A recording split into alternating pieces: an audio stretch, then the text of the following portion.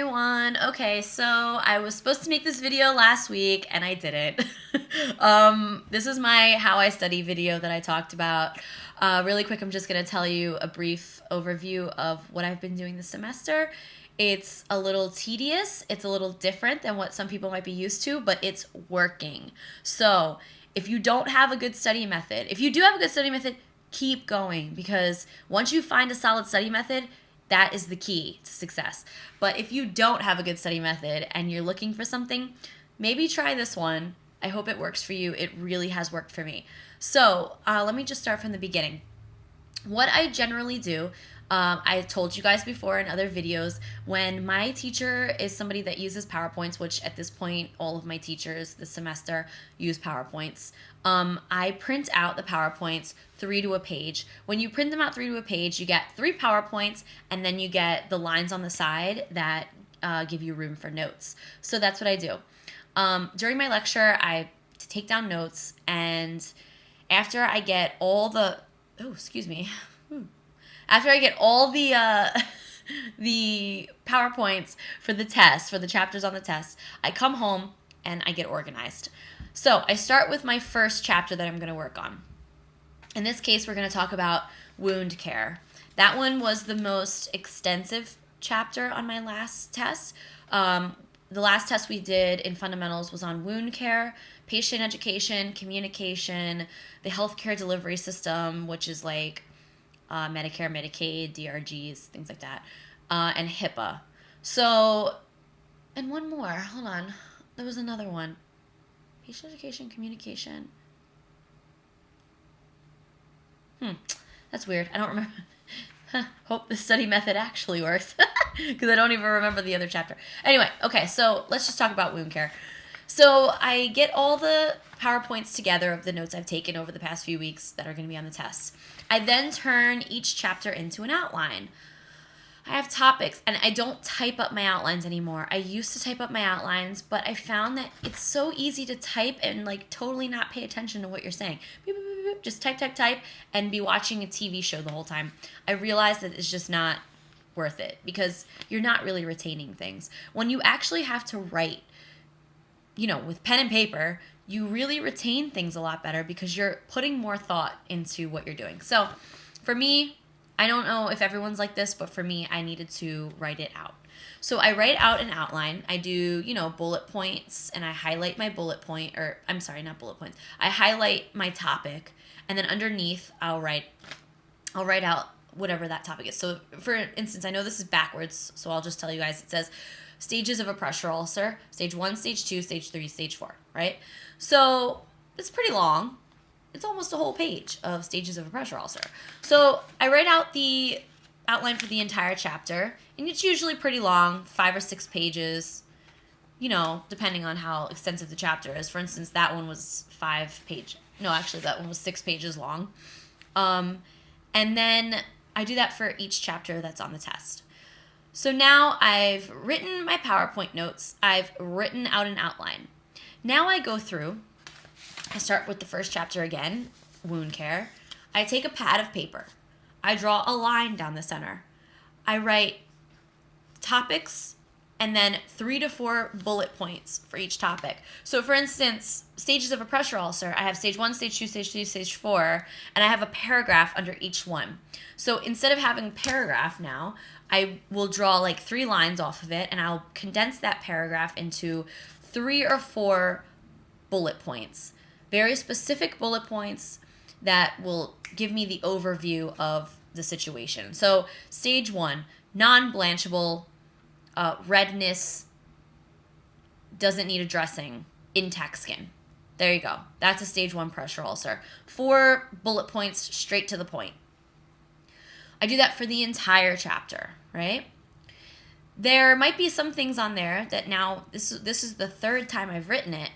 There might be some things on there that's just, at this point, common sense to me. That I'm like, okay, do I really need to even write this down again? If someone even talks to me about it, I could explain it. So maybe I shouldn't write it down. Sometimes I do that, sometimes I don't. It really depends on how significant the information is. So I do for each chapter, I've now written PowerPoints, outline, breakdown from my outline for each chapter. Okay? Now, I go back to the beginning, the first chapter. I take a pad of paper that's even smaller. I'm condensing it down smaller, so in my brain, I need a smaller piece of paper. It's just the way my brain works. You don't have to use a pad. You could use, regular notebook paper. But for me, I need to make it smaller physically and literally and figuratively, I guess.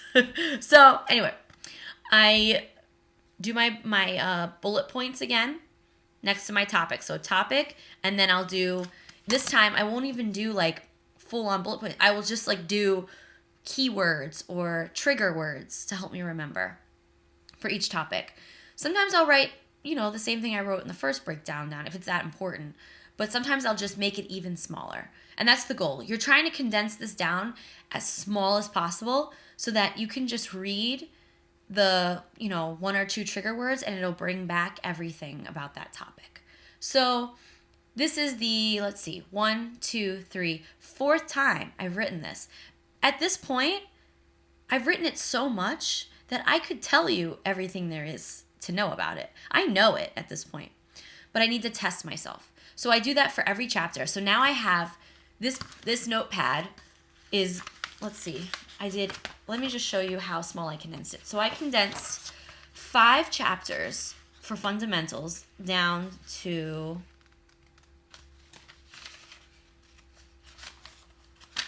here. 5 chapters for fundamentals. I went from 5 chapters to this. I don't know if you can see it really good. That's it. That's less than half of the notepad. So that just goes to show that you can break it down small and still get all the information. So now, after I've done that, this is, the 4th time I've written it, I get as many practice problems as possible. So I'll go through each chapter. I'll go online on Quizlet, or I'll go in, the back of my book. I'll do maybe all the questions in the back of my book, and then I'll go into Quizlet and I'll do 30 questions for each chapter, or whatever online question bank I can find. I'll kind of put together myself a practice test. So I did that on Sunday. My test was on Tuesday. I did all these breakdowns. I was finished with my breakdowns. I started them on the Tuesday before. So I started them on Tuesday. I finished all my breakdowns by, I think, Thursday. By Saturday, I went through and studied them, and I did 150 practice questions. I kind of made a mock test for myself. I did 150 practice questions, and I got 12 wrong, which is actually a pretty good score. So I was pretty happy about that, but I wanted to do better. So a lot of times when you do practice questions, you have rationales underneath. So what I went through, I tried to, write out different key points I saw in the different rationales just to get myself really, really extra prepared. And then Monday night, I did another mock practice test and just kept going through my pad. And like when I would study, I would just read it over from beginning to end, read the entire pad over and over and over. And then I did my second mock practice test, and I got 2 wrong. So that was great. And I went into my test on Tuesday. I felt really confident. While I was in there, I was just clicking away. We do all of our tests online now. I'm just clicking away. Click, continue, continue, continue, next, next, next. And I felt really, really good. When I left the test, I felt really confident. I really did feel a little uneasy about 5 or 6 questions because they just were worded weird and they were trying to trick us. And when they try to trick you, it's like sometimes it's not which answer is correct. It's like the right test answer. There might be 2 or 3 answers that are right, but you have to pick the one that's the rightest. So, yeah, that's what I've been doing. I really feel confident. When I get my grade back for funds, that'll tell you if this really, really worked. Because I've slowly worked my way towards this method over the past few months. I started off with typing out my outlines, and I just feel like it didn't work as well. So this is what I do. I hope it works for you. If it doesn't work for you, then hopefully you have a method that works. But just trust me when I tell you that writing it out versus typing it up really makes a world of difference for me. So I really hope that you guys like this. Have a wonderful week. I'm feeling so sick and under the weather. I'm about to go make myself an echinacea tea. Yeah, I've been really sick, so it's been kind of a struggle for me uh, to get motivated this week and get any work done. Honestly, I after my test on Tuesday, I've just kind of been a lump on a log. I've tried to get myself together and really get ahead of my studies. I'm not behind at all, but I really wanted to get ahead and it's just not happening. I feel like crap. So I'm going to try this weekend to, after work on Sunday, just try to relax on Sunday and then Monday get my butt in gear again. I have a test in dosage next Thursday. So we'll see how that goes. I'll keep you guys updated on my grade and let you know what I got on my second fundamentals test. Yeah, so hopefully this helps you guys. Have a wonderful weekend. Talk to you soon.